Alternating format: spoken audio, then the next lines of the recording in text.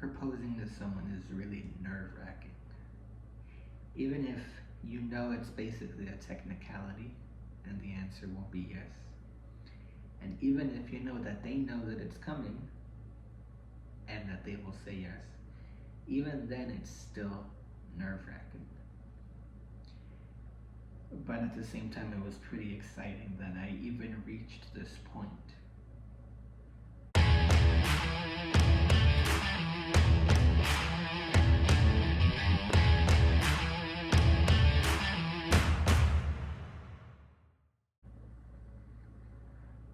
I always imagined that the day I proposed to someone, it would be in Paris, in front of the Eiffel Tower, and that's not how it went down at all, although we did consider that. How it went down originally was we were going to go to Cartagena in Colombia because that's where she wanted to go. She wanted to visit Cartagena. And I was fine with it because in addition to making her wishes come true, it was also less expensive than Paris. It's that simple. We would get to do this at a fraction of the cost and then just get it over with so that I could file the paperwork.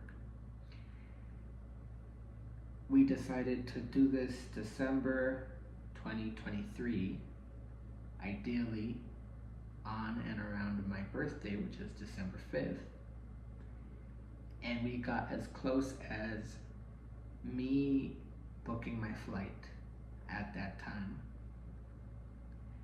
and her looking up itineraries and going to a travel agency. But unfortunately, it didn't happen because she needed the money to save her mom, essentially. Her mom became ill and the medical system in her country is not very good, and she was afraid that she was going to lose her mom. So she used the money that I had sent her for this trip to put her at a private hospital. The good news is that she survived and she recuperated and was discharged from that hospital. So in that sense, it was very worth it. But unfortunately, this meant we were going to have to start over in saving money for the trip. So I took that to mean that it just wasn't meant to be. That's not where I was meant to propose to her. Not there, not under those circumstances. I took that to mean that this meant I was to propose to her where I imagined I would propose, in Paris. So we started planning to go to Paris instead. She liked the idea of me proposing to her there, and there was really no point in hiding from her that I meant to propose because she knew full well that it had to happen in order for her to get the K1 visa. She needed to be my fiance. So she signed on to that idea and we decided we're just going to go to Paris instead. Unfortunately, that didn't pan out. It didn't pan out for several reasons, the most notable of which is that we were planning to go to Paris during the spring, and that's a very bad time to go to Paris. Everything is far more expensive because the weather is nicer and everybody wants to be there at that time. So we decided to go back to the plan of going to Cartagena, and this time it worked. We went to Cartagena at the end of April and stayed until the first day of May. So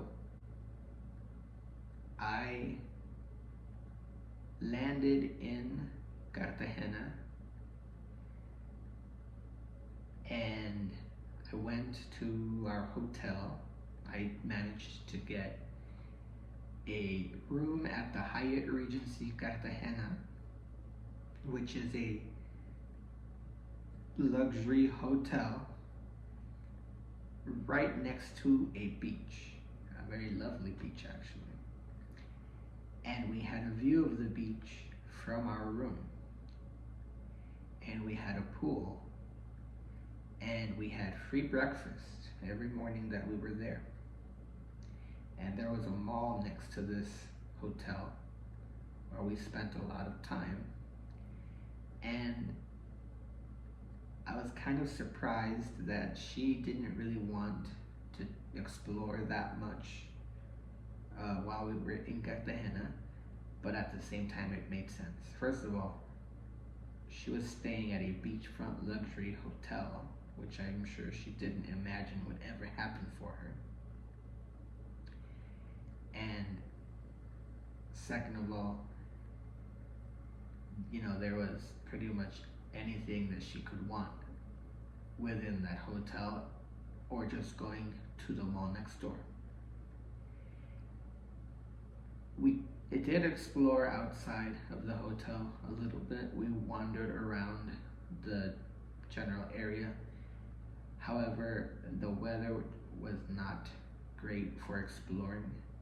It was blistering hot and humid, and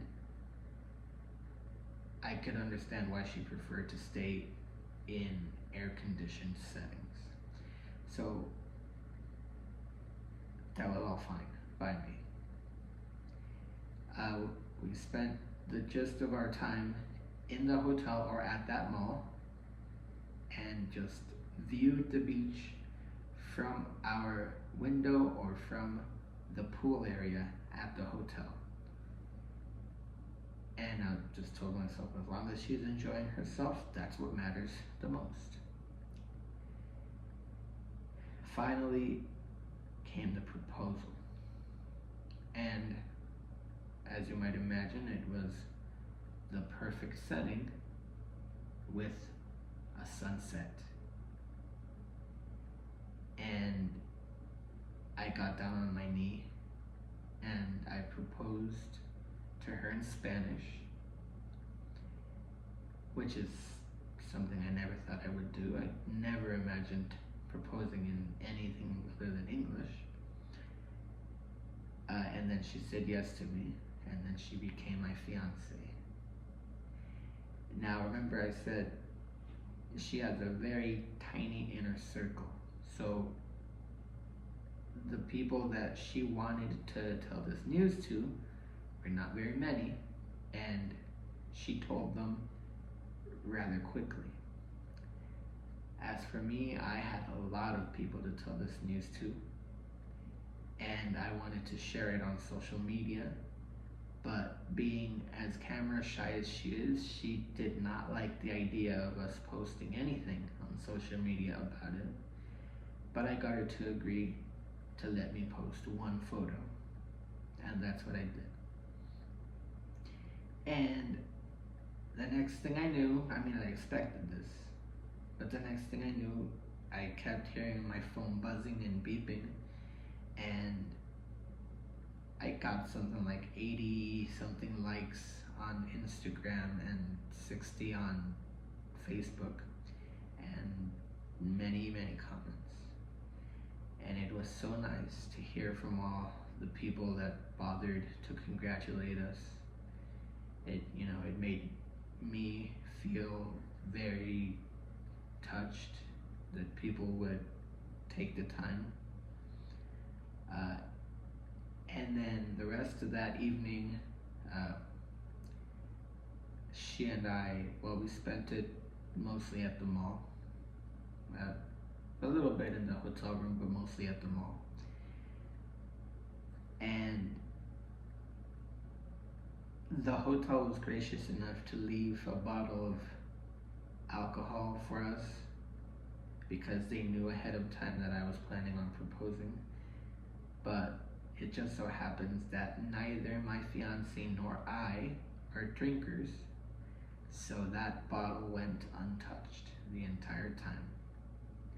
But it was a thoughtful gesture.